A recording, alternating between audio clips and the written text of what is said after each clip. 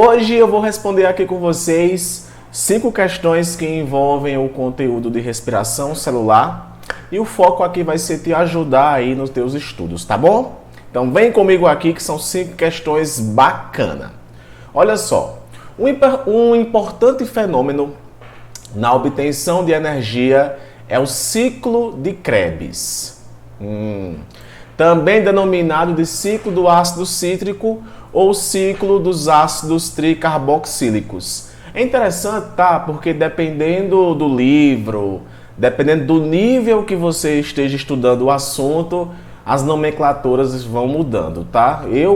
Quando eu revi esse assunto no ensino superior, o termo que foi utilizado pelo professor não foi ciclo de Krebs, e sim ciclo do ácido cítrico. Mas enfim, o ciclo de Krebs é uma das etapas do processo de respiração celular.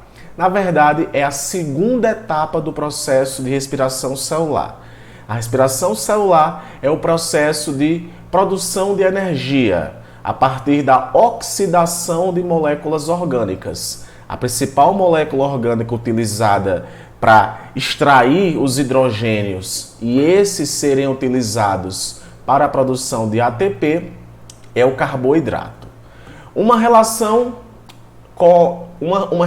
a este ciclo, ou melhor, com relação a esse ciclo, analise as proposições. Então vamos lá. O ácido pirúvico, no início do ciclo, provém da quebra da molécula de glicose, que no caso é a glicólise.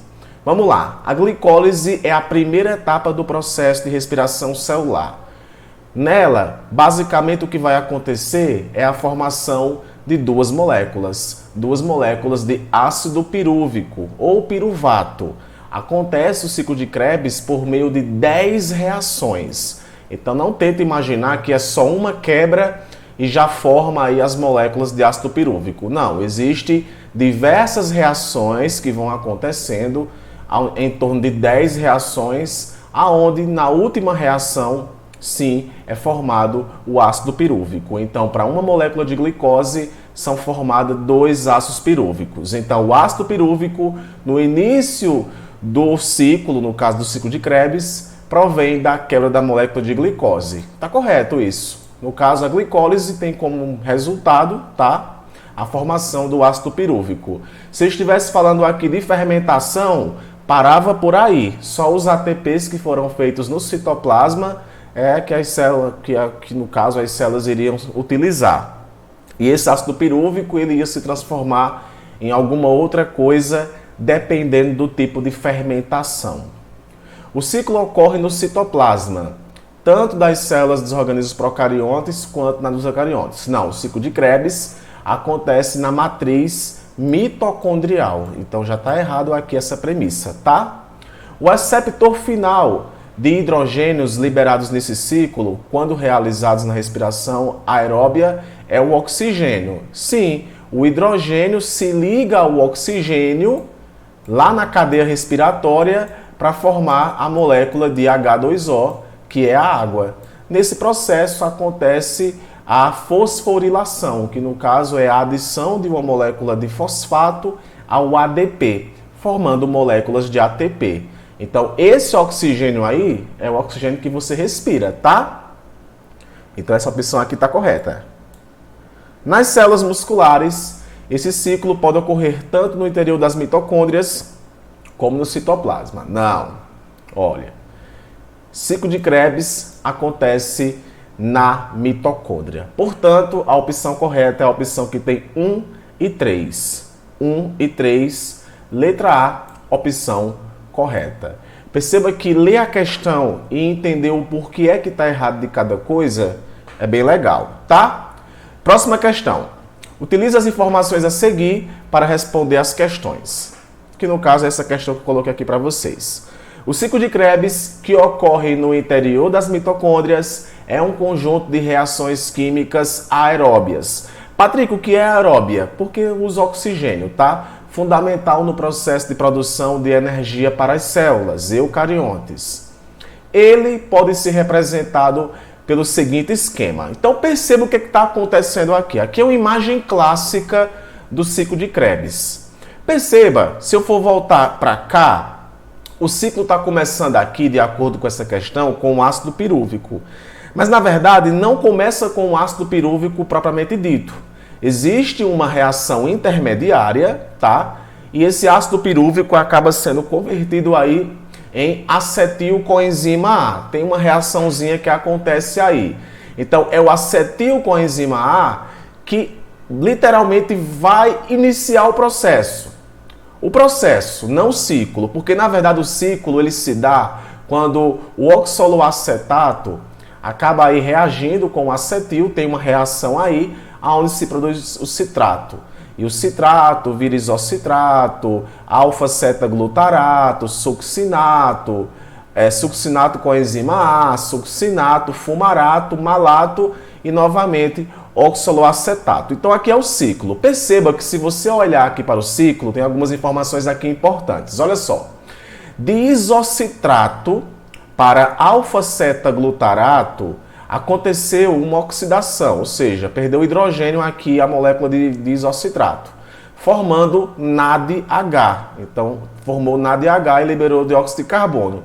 Só que formou também NADH aqui, de alfa-cetaglutarato para succinato. De succinato coenzima A para succinato, formou uma molécula de ATP. De succinato para fumarato, formou um FAD. De malato para oxaloacetato, formou também um NAD. Segura essa informação aí sobre o NAD, tá? Admita um ciclo de Krebs que, quando ele coloca admita, então ele vai dizer uma coisa que na verdade não existe.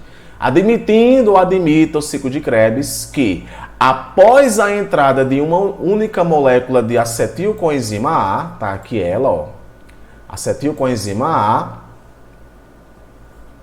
ocorra normalmente a etapa até a produção de fumarato.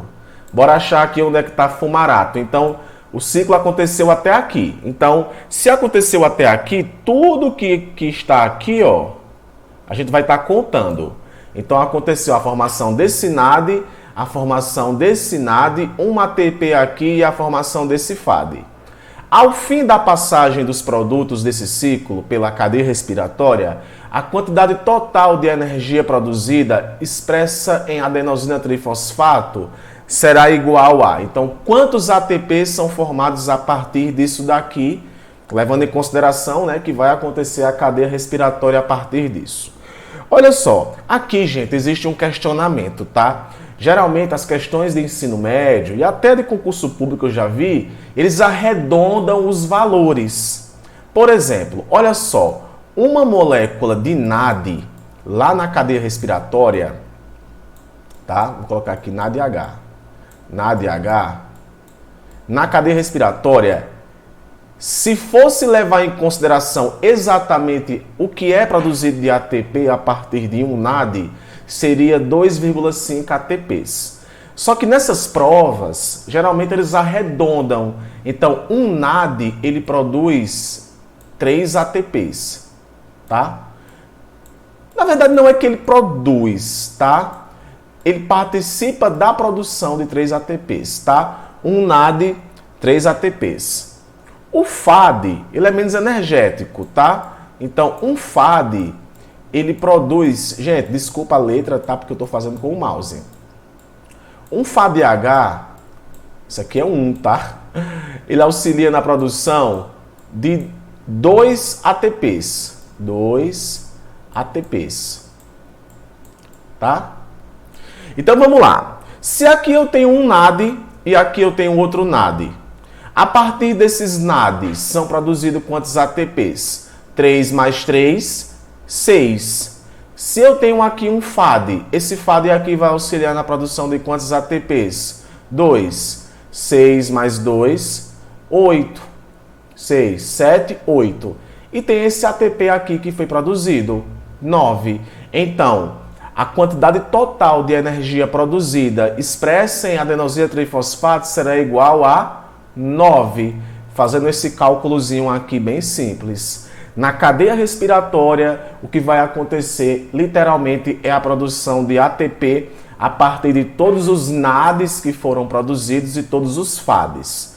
Patrick, quantos NADs ao todo foram produzidos? Gente, se eu fosse levar em consideração que o ciclo está acontecendo 2 vezes, porque na verdade uma molécula de glicose produziu 2 ácidos pirúvicos e consequentemente esses 2 ácidos pirúvicos viraram 2 acetilcoenzimas A, então isso aqui vai estar acontecendo 2 vezes, por isso que ele colocou uma única molécula de acetil, porque na verdade não é uma, são 2. Então aqui no caso não seria 1, 2, se eu fosse levar em consideração o ciclo todo. 1, 2, 3. Não seriam 3 NADs, seriam 6 NADs. Não seriam 1 FAD, seria 2 FADs. Não seria 1 ATP, seria 2 ATPs. Mas levando em consideração, admitindo que a questão colocou, que é uma única molécula, e fazendo esse cálculo aqui da quantidade de NAD, de FAD e do ATP que é produzido no ciclo de Krebs, ao todo vai dar 9. 3 mais 3 mais 2 mais 1. 9 ATPs, ok? Bom, observe a figura ao lado, tá? Abaixo, ou melhor, tá aqui. Uma mitocôndria. Analise as afirmativas abaixo sobre as mitocôndrias e a respiração celular. Processo fundamental para a vida. Vamos lá. As mitocôndrias são organelas membranosas, ou seja, envolvidas por membrana que ficam imersas no citoplasma das células. Gente, tranquilo, né? Mitocôndrias são organelas, tem todo um processo aí evolutivo, não é? Para as mitocôndrias existirem nas células eucariontes, de endossimbiose. Mitocôndria tem DNA próprio, mitocôndria se divide, tá? Então essa opção aqui está correta. Tais organelas são responsáveis pela respiração celular. Esse fenômeno permite à célula obter energia química contida nos alimentos. Correta. Dentre os reagentes mais comuns na respiração celular estão as proteínas, que são os principais nutrientes energéticos. Carboidratos, não proteínas, carboidratos, ok? Após a respiração celular, são produzidos gás, oxigênio e energia. Opa! O que é que vai acontecer aqui que eu falei para vocês nessa questão? Formação de água. Acontece a formação de água e energia. Gás, oxigênio é se fosse fotossíntese. Beleza? A respiração celular ocorre nas mitocôndrias das células animais. Nas células vegetais, a organela responsável é o cloroplasto. Não. Vegetal também tem mitocôndria e a mitocôndria também faz no vegetal o processo de respiração celular, tá? Portanto, a premissa 1 e 2 são as que estão corretas. Letra A, opção correta, tá? Toda energia para a manutenção dos seres vivos tem origem a partir da degradação de moléculas orgânicas. Moléculas orgânicas aqui, gente, entra, no caso, para a questão de energia, entra carboidrato e gordura, e lipídio, tá? No caso, ácido graxo. No entanto, nos seres vivos, esta degradação não transfere a energia diretamente para os processos celulares, e sim para uma molécula que é utilizada em diferentes processos metabólicos. Que molécula energética é essa, não é? Assinale a alternativa que contém o nome da molécula utilizada nos processos metabólicos celulares. Bom, o nome da moeda energética é o ATP, adenosina trifosfato. A glicose, o ácido graxo, eles são oxidados para acontecer a produção da energia. Então, não é que a glicose é a energia em si. A glicose vai ser oxidada para poder produzir a molécula de ATP, que no caso o que vai ser utilizado vai ser o próprio hidrogênio, tá? Ó, se eu fosse colocar aqui, ó, C6H12O6.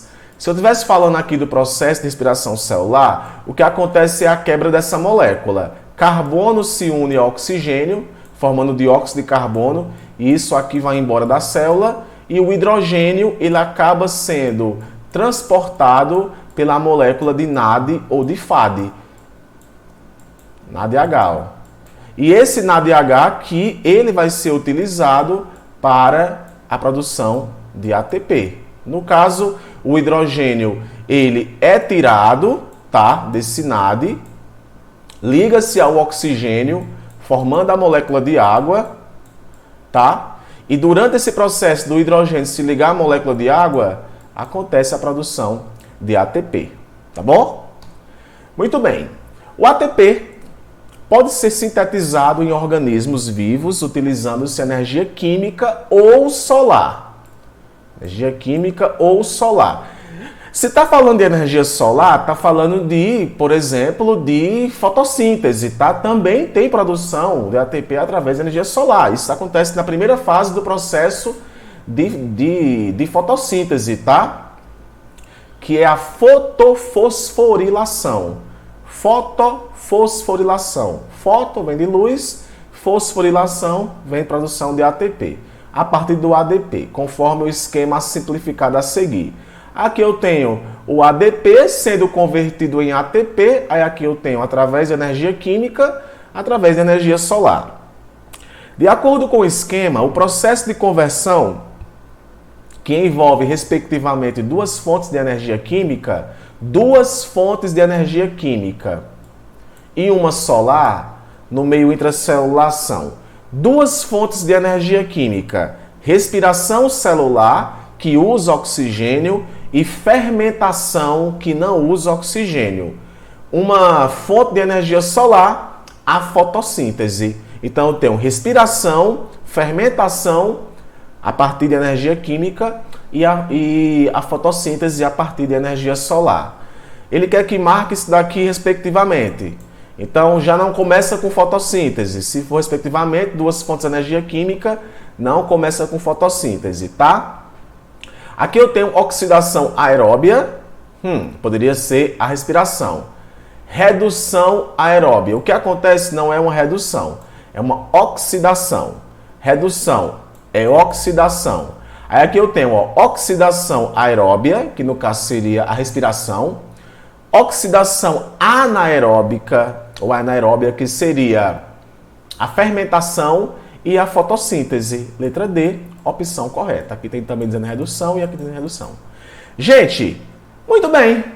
5 questões de respiração celular. Espero que com essas questões aí vocês consigam, de repente, ter entendido um pouco mais do assunto. E se você curtiu essa ideia de eu trazer aqui resolução de questões, deixa aqui embaixo, tá? Que pode ser um conteúdo que eu traga mais e mais aqui para o canal, tá bom?